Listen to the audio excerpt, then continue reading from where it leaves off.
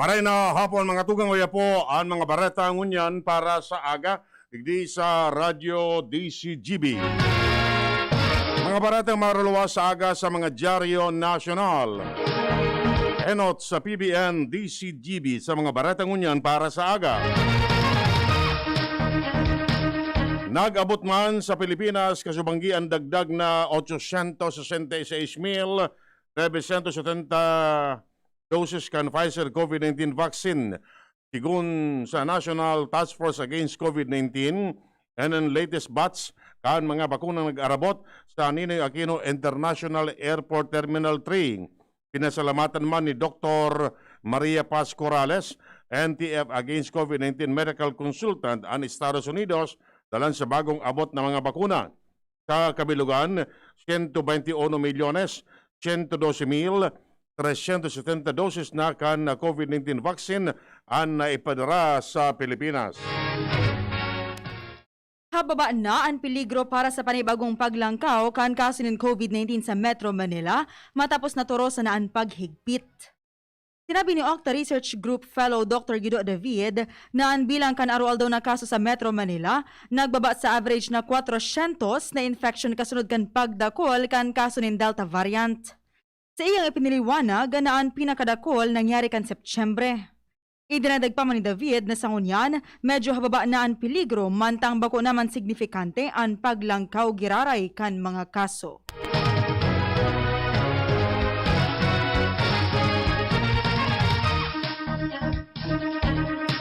Niarestando Bareta halid dyan sa luwas si Luwens Barcena. Luwens, kamen. Salamat sabi ni Sir Edwin Marina hapon na mapagsasaban. Kasi sa standard ng DZGB sa napagpos o na-first mas nakakawag ng kaguran pero mas nakakawag ng kandod at ay nakikita ng kapusin. Ano yung ibang mga pangit kasi ang DZGB sa mga oras na ini. Sa mga oras na yung sabi ko pinasabi ko yung dahil niya ako magawang para kay Maria na magpabugyo ang pagkakapas ang sektor kanina na kahit ng takwanan na paray na relasyon ang sektor. Kung yung sabi na rin sa loob ang pagkakapas niya ako magawang Bareta para mag-isip na patay. Kasi ang takalik ng tayo sa kalaman. Pumudor! Magandang hapon po. Nasa tayo ngayon sa DZGB. Siguro so, mensahe lang po.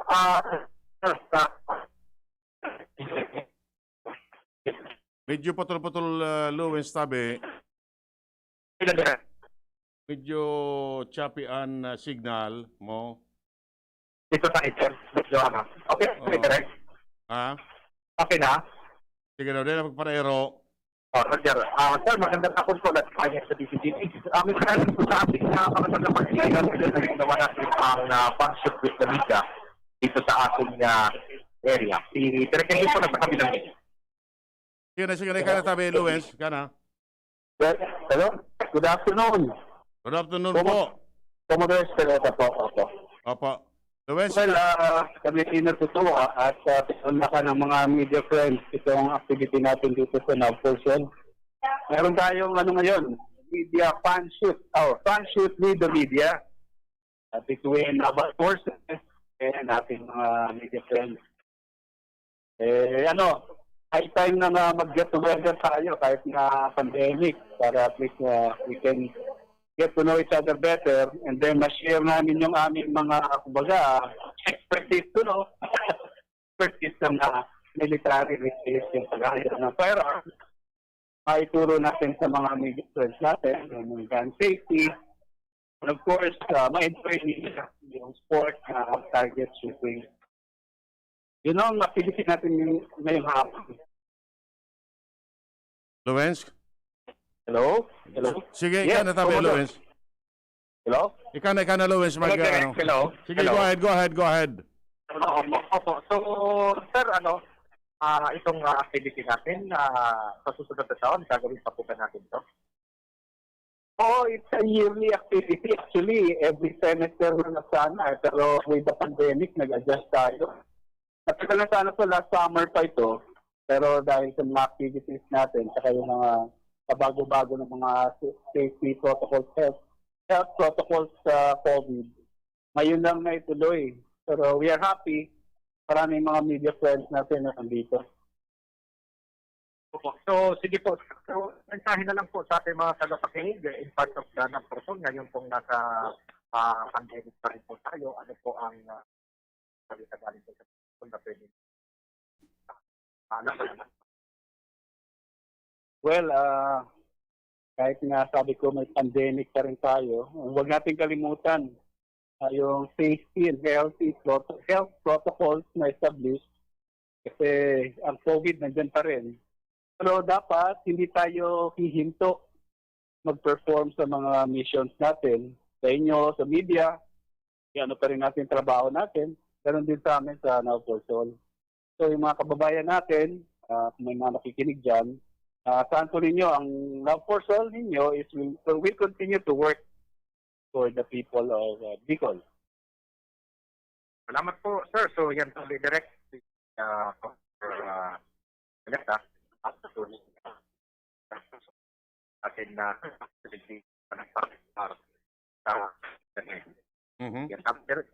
ang magandang sa istorya, ako po, Edwin. Papalas sabi. May arestado si Ans Galera, may dagdag na istorya. Ans, kamen.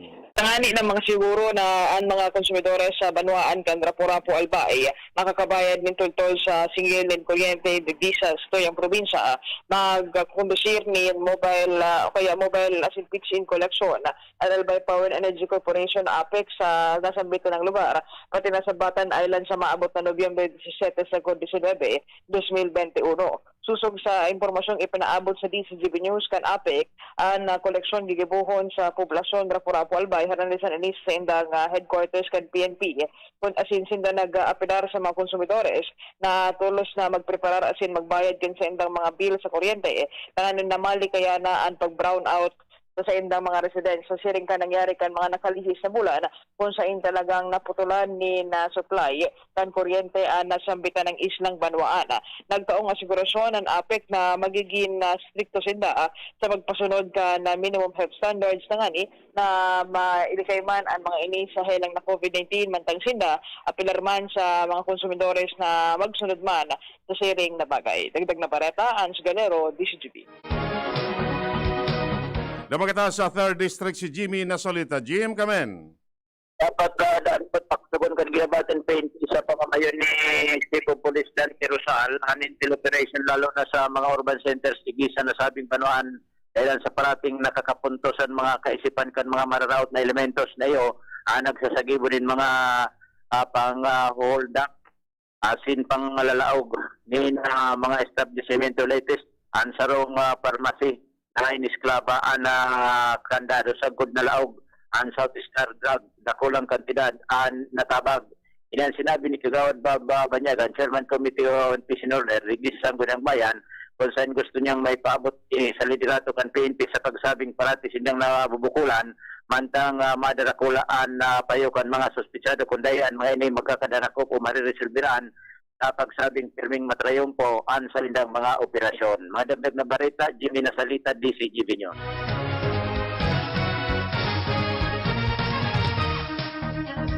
Nagapalar si Vaksinsar Carlito Galvez sa local government units na maghanap ng epektibong paagi para respondihan ang kakulangan kanasyon sa iringgilya na paggagamit sa pagtudok kan bakuna kontra COVID-19.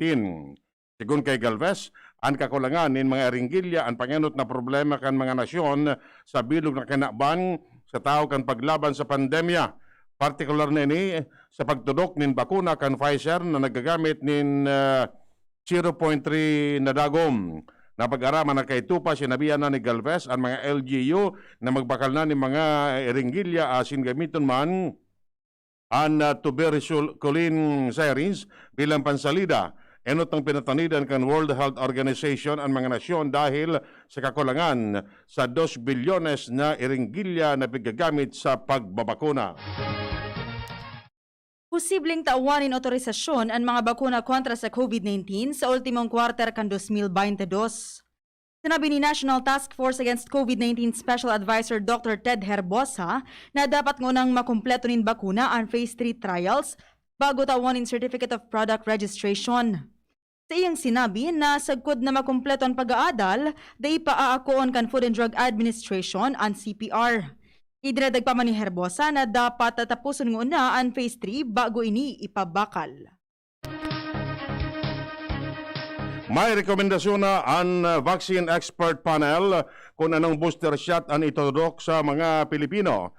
Sigun kay Health Undersecretary Maria Rosario Vergere na pwedeng homologous o kaparehong brand kang primerong duwang vaccine ang magiging booster shot. Pwede man heterologous o ibang brand ang itudok kung sa indigdi ang malaog ang mix and match o kombinasyon kan homologous as in heterologous. Sa mga ordinaryong namamanwaan na kasabay sa health worker, senior citizen, as in immunocompromised individual na prioridad sa bakuna, sinabi ni Vergere na posibleng sa masunod na taon pa ini ang booster kan mga ini. Mantang ipinaliwanag man ni infectious disease expert Dr. Rontgen Solante na nasa Food and Drug Administration ang desisyon kung tatawanin emergency use authorization ang booster shot. Pero apisar kan wala pa kaining supply sa nasyon, aminado ang mga eksperto na dakol na ang nagpaturok nin booster alay sa pribadong sektor. Tulos man nining pinatanidan kan DOH, lalo na kung makakamate nin adverse event. Enot na nagpatanid ang Octa Resource Group na nagluluya na ang efekto kan bakuna pagkatapos kan anom sagkod 8 bulan kaya ponin booster shot para maiwasan ang posibleng pag-itaas grare nin kaso sa nasyon. Padagos na naghahagad ang mga probinsya nindugang na supply nin bakuna para sa saindang nasasakupan ng constituentes.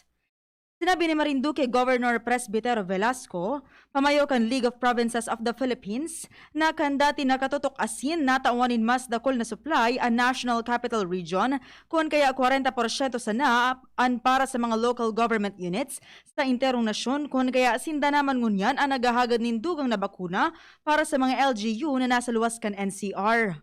Ini kasunod kan pahayag kan Department of Health as in Department of Interior and Local Government na dapat kaskasan kan mga LGU ang pagbabakuna sa saindang nasasakupan ng mga constituentes. I-require na kan mga establishmento as in employer sa pampubliko as in pribadong sektor sa mga lugar na may sufficienteng supply ng COVID-19 vaccine na magpabakuna na ang saindang mga eligible employer o employee na nasa on-site work. Yan ang sinabi ni Presidential Spokesman Harry Roque matapos pirmahan kan Interagency Task Force ang nagkaparang mga lakdang efektibo sa Desyembre 1. Sigun kay Roque, dai matatanggal sa trabaho ang mga eligible employees na bakunado alagad kay ponindang magpairarom sa regular RT-PCR o antigen test na sinda ang magastos. Kay pon man na fully vaccinated ang mga empleyado na nasa pampublikong transportasyon taganing makapagpadagos ang saindang operasyon. Pwede man na sa yumahan kan pampubliko as in pribadong establishmento ang paglaog o pagtataon ng serbisyo sa mga mantenidong bakunado o partially vaccinated maski sinda eligible man for vaccination. Inagad man sa mga gobyerno lokal na magpasar ng direktiba o ordinansa na magtataonin insentibo sa mga fully vaccinated individuals. Ang Senado nagsumitir sa Korte Suprema ng petisyon na mahagad na ideklarar na null and void bilang unconstitutional ang memorandum kan Executive Department na minabawal sa mga personahes kan gobyerno na mag-ampang sa investigasyon kan Senate Blue Ribbon Committee sa paggamit kan na Department of Health sa fundo para sa COVID-19. Ang mga respondents sa petisyon na for certiorari and prohibition ios in the Executive Secretary Salvador Mejaldia as in Health Secretary Francisco Duque. 9% na sana kan target na 70% population sa National Capital Region ang pakumpleto sa bakuna. Sigun kay Health Undersecretary Maria Omirna Cabotaje, 91% o sobra 9.8 milyones na residentes kan NCR ang fully vaccinated na kontra sa COVID-19. Pag nabakuna na, posibleng turusan ng marahay ang napagigpit sa Metro Manila, sharing man ang mga regulasyon sa pagkondukta ng face-to-face learning. Aminado sa kabutahe na may mga tawong habo pa man talaga magpabakuna. Sinabi niyang may nagkaparang na daing nagtutubod sa maski anong klaseng bakuna, mantangan iba na influensyahanin mga naglalakop na fake news sa social media. Dalang digdi, mas tututukan na sa nakanahensya ang padagos na pag-inganyar sa mga tawong nag-iisip pa kan magpabakuna o dai. Sinabi ni Senador Sonny Angara na iimbestigaran kan Bureau of Internal Revenue ang 45 korupsyon na nakakuanin kontrata sa Procurement Service kan Department of Budget and Management para sa COVID-19 supplies. Sa iyang sinabi na may internal memorandum na ipinaluwas si Revenue Commissioner Cesar Dulay may kinaaraman sa gigibuhon na investigasyon. Sa memorandum, sinugo ni Dulay ang 11 regional directors asin 20 revenue district officers na investigaran asin pamultahon ang 45 supplies kung magkaigwanin magkakanigong ebidensya kontra sa inda.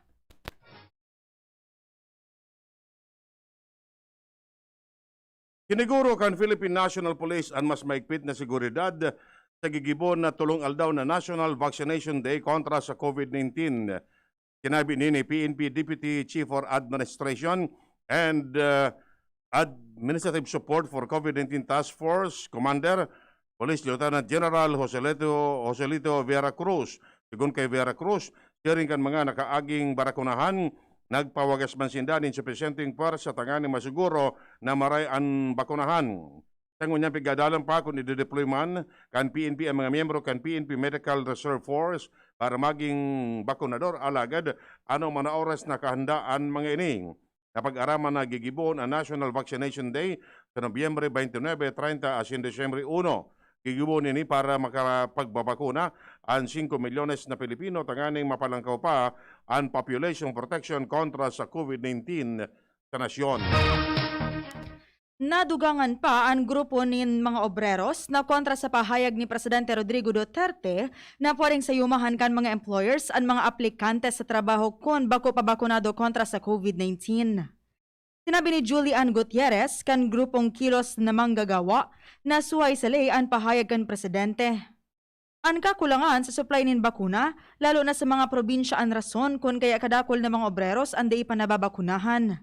Sa iyang sinabi na mamundo man na mismong Presidente pa ang nakaisip ka inialagad, di man lamang inisip ang diretsyong makatrabaho asin mabuhay ang mga obreros. Naglos na ni desisyon ng Interagency Task Force may kinaraman sa pulisiya kan paggamit ng face shield sa nasyon. Sigun kay Presidential Spokesman Harry Roque, diretso ang pagsulog ng face shield. Gustong sabihon, required pa magkarari ang pagsulog ng face shield sa inapod na 3Cs o an close o kulob, crowded o rumol-umol, as in close contact spaces. Pero sigun kay Roque, for approval pa ni Presidente Rodrigo Duterte, ang Presidente naman mismo ang maanunsyo kan siya ay magiging desisyon. Sinabi kan Department of Labor and Employment na may pangapod na dugangan ang cap sa deployment ng mga Pinoya o Filipino healthcare workers ibang nasyon. Iniyan pahayag ni Labor Secretary Bebot Bello na may pangapodan naan mga healthcare workers kung pwedeng madugangan alagad kinakaipuhan niyang kauronon ang Professional Regulation Commission, Philippine Nurses Association as in Department of Health kung kaya pang magpadara ng dugang na healthcare workers sa ibang nasyon. Pwedeng itaas ang annual cap hali sa 5,000 sagkod sa 6,500 na healthcare workers. Sinabi ni Bello na dapat maging maingat sa deployment. Naglo sa survey kan Octa Research Team na 17% sana kan mga Pilipino ang uyon sa sistema kan pagresponde sa gobyerno sa COVID-19 ngunya na Septembre. Sigun kay Octa Fellow Ranjit Rai, mas ababa ini sa 30% na narestro ninda kan Hulyo. Nasa 33% kan mga Pilipino naman ang medyo na probaran ang COVID-19 response kan gobyerno na hababa sa primerong 50% na rehistro. Mantang sa kaparehong survey kan Octa, nagluwas na 61% kan mga Pilipino ang gusto ng mabakunahan kontra sa COVID-19 asin 22% ang nagsayuma. Mayoriya kan mga nihali sa National Capital Region asin Mindanao. Tiwala si DTI Secretary Ramon Lopez na sa 2022, iyon panahon para makabangon asin makabawi ang ekonomiya ka nasyon halay sa pagkadapa dahilan sa COVID-19 pandemic. Sa iyang sinabi na ang kaipuhan, iyon makamtan sa 2022 ang 4.8% gross domestic product o GDP growth. Idinadagpa pa man niya na poon digdi, pwede nang makamit ka nasyon ang pre-pandemic economic status na nagpakol sa 6.6% lalo na ka na 2019 kung saan ikaduwa sa pinakamakaskas na nagtatalubong ekonomiya ang Pilipinas sa Southeast Asia. Iyan mga tugang detalles ka mga Bareta ang unyan para sa aga digdi sa Radio DZGB. Sa pag-arakan mga pag-iriba, Manay Totanya sa Lado Teknikal. Kami po nagatudkan Bareta. Ako po si Francia May Borras. Ako mo po si Edwin Peralta nagsasabing salamat kasi nung pag-antabay. Wish ko, regalo mo 2021.